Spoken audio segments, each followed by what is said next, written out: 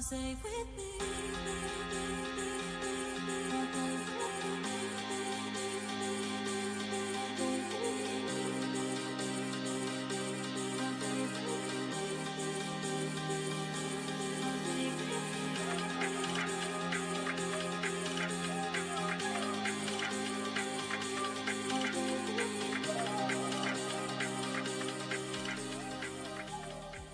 A lot can change in 1 year's time. I used to be living here just a year ago on Carlton Street here in Philadelphia, and at that time I was drowning in a pile of debt. I was miserable, frustrated, angry, and struggling with my gambling addiction. But now, 1 year later, I'm getting the chance to create content about exactly why you shouldn't go down that path and how you can live a happier and healthier life. And I'm here to show you what's changed over the last year. Because it hasn't all been easy, but things have been really good. And I want to share that with you and show you what can happen if you start to take action instead of letting your life beat you down. My name is Rob, and I'm a recovering compulsive gambler. This is my story.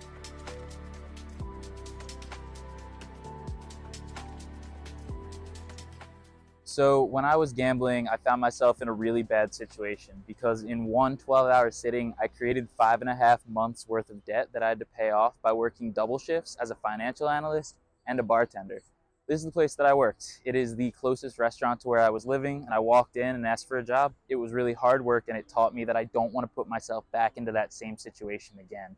So it was a learning lesson that, although it was rough in the time that I experienced it, I wouldn't have changed for anything.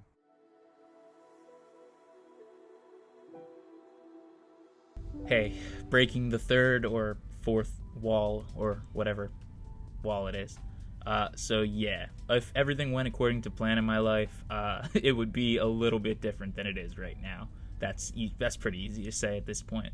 But while I was out recording in Philadelphia, my microphone died. So yeah, I guess we didn't really realize it while we were recording, but there's not any audio. So I could scrap it and start the whole project over, or I could deal with it and move on and do a voiceover. So, after going through all that crap for all that time, do you really think that a dead microphone's going to tear me down? No. I'm going to keep narrating the story from here, and I hope that you enjoy, because this was my life, and everything has changed over the course of the last year. I've been really excited to share this with you, and I hope that you can still take some value out of it, even if I'm narrating from my basement instead of from the streets of Philadelphia.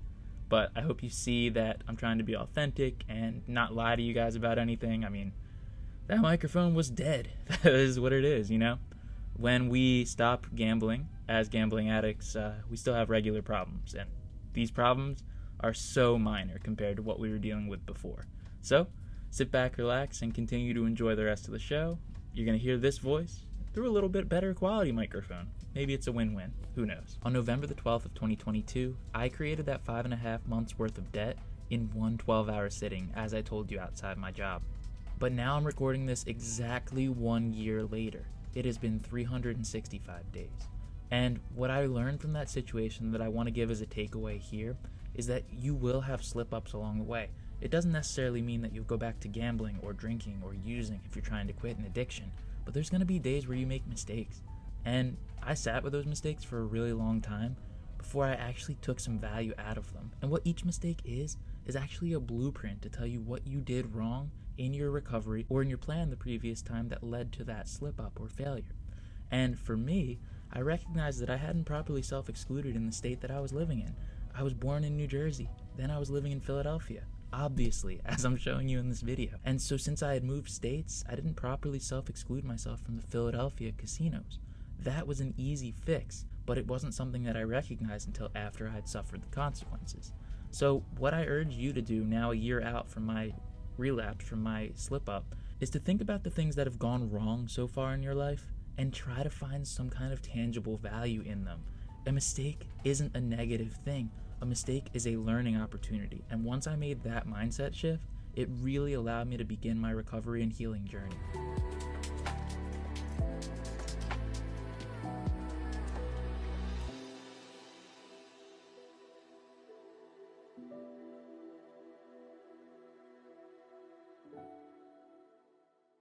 Another thing that I learned over the course of this last year was that when you begin to rebuild your life after you quit an addiction, it does take a little while for trust to get rebuilt between you and the people that you've hurt. And also, you can benefit from changing your environment up, because when I was gambling, I was always doing it in the same few locations. So when I actually did switch that environment, I was off to a pretty good start for a while. And of course, that's not the only fix, or I wouldn't have had my relapse back on November the 12th. Space holds memory.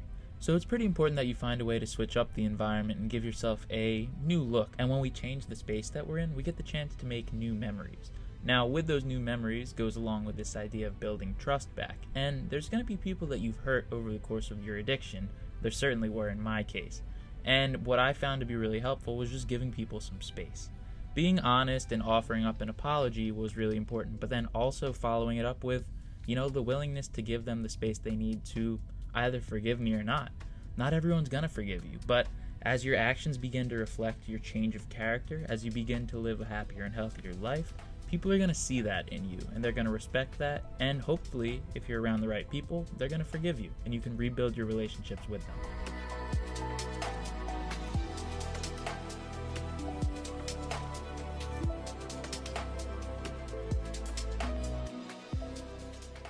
After a year of staying away from gambling, I sometimes forget that I was even a gambler, which I think is a main problem for people when they get too comfortable in their recovery.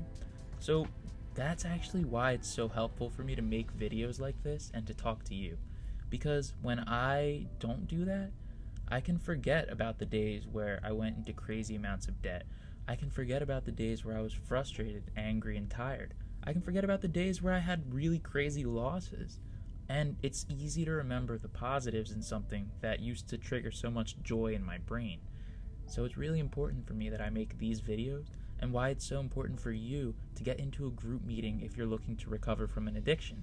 Because if you're constantly reminding yourself of the negatives that it brought along, not in a bad way, but in a productive way, you actually put yourself in a position to learn from those mistakes once again.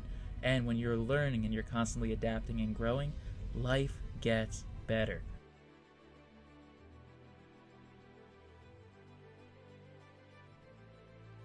I recorded a final reflection at Spruce Street Harbor Park in Philadelphia, and honestly, the audio is not great. However, I wanted to play it because it was genuine, it was authentic, and it's exactly how I felt in the moment, unrehearsed and raw. So, here it is. When I first quit gambling, I thought that it would be really awesome if I could go back in time and tell myself to never gamble, because I would have saved myself from going through all this crap. But if I hadn't gone through it, then I think, what would I be doing right now? I really have no idea, because I didn't really know what my purpose was, but I feel like it truly is to make these videos and to help people to get into recovery for a gambling problem, if they have it, faster than I did. Because if I had these videos, they might have stopped me from my gambling maybe 2 years earlier than I actually did stop. So rather than saying my main takeaway is to wish I never gambled, my main takeaway is that if you can use your negative experiences to inform positivity for someone else, that's a superpower in itself. And I think it's really important to remember that no matter who you are, you're qualified to help. You are most qualified to help the person that you used to be. Whether you're 1 day clean from your addiction or 1 year clean, there's someone that's earlier along in the journey than you that you can assist and help to move in the right direction. So thank you for sticking around and watching this video. Please drop a like if you've enjoyed seeing the tour of the city and hearing more about my journey over this last year. You heard the man. The audio was shaky, but the voice was true. Before I say my goodbyes today, I wanted to also give you just a small outline of the 4 things that have been working for me over the course of this last year, so that you can apply them to your own recovery if you want to quit whatever your addiction is. I dive deeper into them in this video. But basically, to sum it up, I focused on finding alternatives for my time, limiting my access to the money that's going to tempt me to gamble, limiting my access to the gambling itself by doing self-exclusions and using gambling blocking software, and 4th is to go to group meetings. As I mentioned earlier on in this video, it is so important to remind yourself why you need to stay clean from your addiction. If you're not doing that, you're putting yourself at a major disadvantage for recovery. When I put these 4 things together, everything started to click for me, and I know that it can for you too. I'm only a year ahead of you. Come and catch up to me. You got this. Keep living a happy and healthy life. And all of that is going to happen 1 day at a time.